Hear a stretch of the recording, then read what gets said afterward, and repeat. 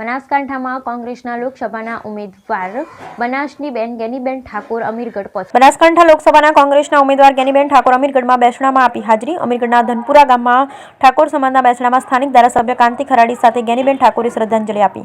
વર્તમાન સરકાર દ્વારા દાંતા અને અમીરગઢ તાલુકાને અન્યાય કરવામાં આવતો હોવાથી લોકસભામાં કોંગ્રેસને જીતાડવા કરવામાં આવી અપીલ. અમીરગઢ અને દાંતા વિસ્તારમાં આદિવાસી વિસ્તારોમાં લોકો વિકાસથી વંચિત. ભાજપ સરકાર નથી કરતી વિકાસના કામો. કોંગ્રેસ પાર્ટી પહેલી એવી પાર્ટી છે જેણે ઠાકોર સમાજની મહિલાને લોકસભાની ટિકિટ આપી.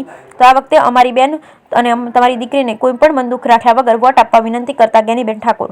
સ્થાનિક ધારાસભ્ય કાંતિ ખરાડીના નિવાસ સ્થાને ગેનીબેનનું શ્રીફળ અને સાલ આપી કરવામાં આવ્યું સ્વાગત. બ્યુરો રિપોર્ટ પર ઠક્કર ડીસા બનાસકાંઠા.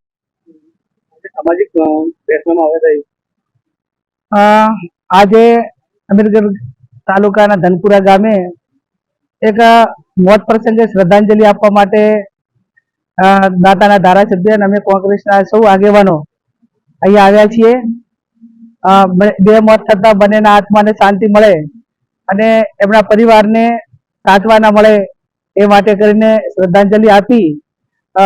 સાથે લોકસભાની ચૂંટણી હવે તારીખો જાહેર થઈ ગઈ છે, તો અમારા કાર્યકરો સાથે પણ એક મુલાકાત કરી અને આવનાર સમયની અંદર જે લોકસંપર્ક માટેનો જે કાર્યક્રમ નક્કી થાય એ પ્રમાણે કોંગ્રેસના તમામ આગેવાનો, અમારા ધારાસભ્ય, એમના સૌ ટેકેદારો સાથે મળીને દાંતા અને અમીરગઢમાં કોંગ્રેસ કાયમી આગળ રહી છે.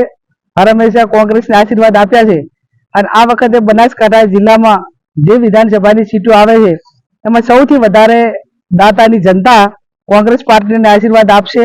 એનું કારણ કે સૌથી મોટી જરૂર કોંગ્રેસની સરકારને હોય તો આ વિસ્તારના લોકોને છે.